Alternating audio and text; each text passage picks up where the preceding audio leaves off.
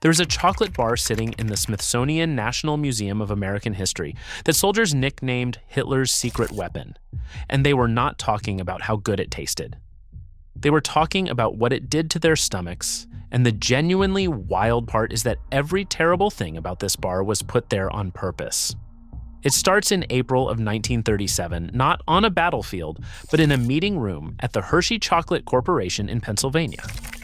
A U.S. Army officer named Captain Paul Logan walks in and sits down across from the company president, William Murray, and the chief chemist, Sam Hinkle. And then he says something that must have stopped the room completely. He tells them he needs a chocolate bar that tastes terrible. Not accidentally terrible. Not needs some work terrible. Deliberately engineered from scratch terrible. His actual target, in his own words, was a bar that tasted a little better than a boiled potato. That was the brief. Beat the boiled potato. Don't beat it by much.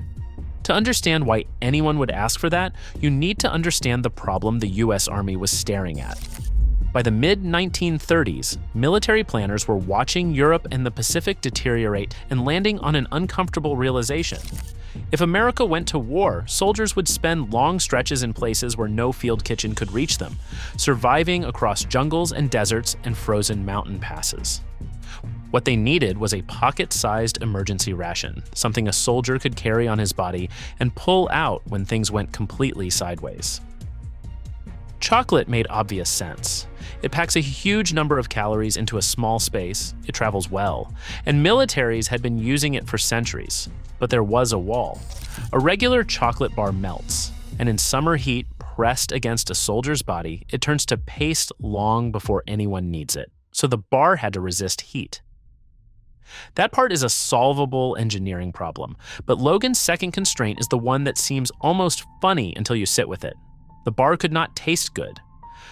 Because if it tasted good, soldiers would eat it immediately, not in an emergency, just because it was sitting in their pocket and they were bored and hungry. The whole point of the thing was that it had to be waiting untouched. For the moment, a soldier was genuinely on the verge of starvation, so the Army decided the bar needed to function as its own deterrent. Bad taste was not a flaw. Bad taste was a feature. When Murray and Hinkle brought this to Milton Hershey, the company's founder, he didn't hesitate. He told them to start immediately. What nobody in that room had fully worked out yet was how hard this was going to be. Sam Hinkle got to work on the formula, landing on a combination of chocolate liquor, sugar, skim milk powder, cocoa butter, oat flour, and vanillin. He deliberately cut the sugar and pushed up the chocolate liquor, steering the flavor toward bitter.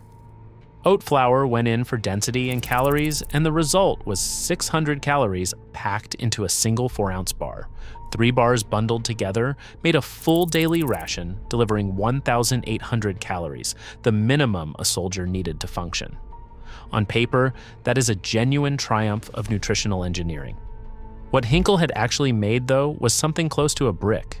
Here is where the physics wall appears. Normal chocolate flows when it's warm, and every single piece of equipment inside a chocolate factory is built around that one physical property because warm chocolate pours into molds and sets. The Field Ration D paste did not flow at any temperature. It was so dense, so deliberately stripped of the things that make chocolate behave like chocolate, that it simply refused to move through any of Hershey's machinery. The entire industrial operation of the most famous chocolate company in America had just become useless. So for that first production run of 90,000 bars ordered by the Army Quartermaster Corps in June of 1937, workers had to press every single bar by hand. Each 4-ounce portion was weighed, kneaded, and pushed individually into a mold, and by the time those 90,000 bars were finished, 3 weeks had passed. 3 weeks by hand for what was supposed to become a mass-produced emergency ration for a potential world war. Hinkle himself later reflected on those early experiments, writing that even at that stage it was obvious to everyone in the factory that sweat and toil, if not blood and tears, lay ahead. He was not wrong, but the field tests came back positive. Bars shipped to the Philippines, Hawaii, Panama, and the Texas border held up under real conditions. And so, between 1937 and 1941, the Army kept placing small contracts with Hershey, and Hershey kept filling them while quietly figuring out how to automate a process that by all rights should not have been possible to automate. Then December 7th, 1941 arrived.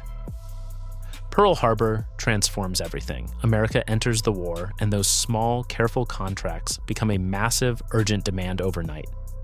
And just as Hershey starts scaling up to meet it, Congress introduces a proposal that threatens to end the whole effort, classify the candy industry as non-essential, and shut it down for the duration of the war. Sugar, corn syrup, cocoa, all of it rationed away from companies like Hershey. Milton Hershey goes to Congress directly and makes the case himself, arguing that chocolate is not a luxury, that the Field Ration D is a survival instrument, and that soldiers' lives depend on its continued production. Congress agrees, and the numbers that follow are almost hard to process. In 1939, the Hershey plant was producing 100,000 D-Ration bars per day, which already sounds like a lot. By the end of 1945, with production running across 3 full floors of the plant, the factory was turning out approximately 24 million bars per week. Between 1940 and 1945, an estimated 3 billion units were produced and distributed to soldiers around the world. 3 billion. But none of those numbers tell you what soldiers actually thought of the thing, and here is where the story gets complicated. The bar was doing exactly what it was designed to do, and soldiers hated it for exactly the same reasons. It was so hard that men with poor teeth could not eat it at all. Soldiers with decent teeth still usually had to shave thin slices off with a knife before they could chew, and the instructions printed on the wrapper told you to eat it slowly over the course of about half an hour, or to dissolve those shavings in water and drink it. The soldiers who missed that instruction and ate the whole bar at once were the ones who coined the nickname Hitler's secret weapon, a reference to what the bar did to the human digestive system shortly afterward. Many bars got thrown in the trash, others got traded to unsuspecting civilians or Allied soldiers who had no idea what they were getting into. By 1943, the Army acknowledged the complaints and went back to Hershey with a modified brief. Build something more palatable that still resists heat, designed specifically for the brutal temperatures of the Pacific Theater. The Hershey's Tropical Chocolate Bar was the result, produced in 1-ounce and 2-ounce sizes, somewhat sweeter, still brutally tough to chew, and still almost universally disliked. Soldiers renamed it the Dysentery Bar because the only troops who could tolerate it were the ones already too sick from dysentery to keep down anything else.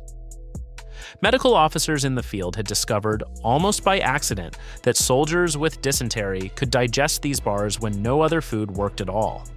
Even the failure found a use, and that might be the quiet truth underneath this whole story. Louis Zamperini was an Olympic runner turned military pilot whose plane was shot down over the Pacific and adrift in a lifeboat with very little hope. He had D-Ration bars with him. The bar that soldiers called Hitler's secret weapon was part of what kept him alive long enough to be found. For everything it accomplished, Hershey received the Army-Navy E Production Award for exceeding all expectations in quality and quantity of output, and they received it not once, but 5 times before the war ended. At the first ceremony, held on August 22, 1942, Major General Edmund B. Gregory stood in front of the assembled Hershey workers and told them, "The men and women of Hershey Chocolate Corporation have every reason to be proud of their great work in backing up our soldiers on the fighting fronts." Every employee walked away that day with a lapel pin, and a flag flew above the plant. After the war, the tropical bar kept going. Reformulated in 1957, with the oat flour finally removed, it traveled through Korea and Vietnam before breaking the bonds of Earth entirely, flying to the moon with the Apollo 15 astronauts in July of 1971. And soldiers were still being issued versions of it as late as Operation Desert Storm in 1991. What stays with me, though, is that original meeting in April of 1937. A man walks into a chocolate factory and asks the world's most famous chocolate makers to build him something that tastes like a boiled potato. And the people in that room don't laugh. They don't walk away. They say yes, and they get to work, and then they spend the next 8 years solving problem after problem after problem that nobody had ever solved before, for a product they knew nobody would ever love. There is something worth sitting with in that. The willingness to make something deeply unglamorous because the situation demands it, to engineer the pleasure out of a thing on purpose because what matters isn't pleasure, it's survival. Captain Logan wasn't asking Hershey to make a great chocolate bar. He was asking them to make a tool disguised as one, something hard and bitter and indestructible that would be there, in a pocket, at the worst possible moment, doing its quiet, ugly, necessary job. And across 3 billion bars, spread across every theater of the most destructive war in human history, that is exactly what it did.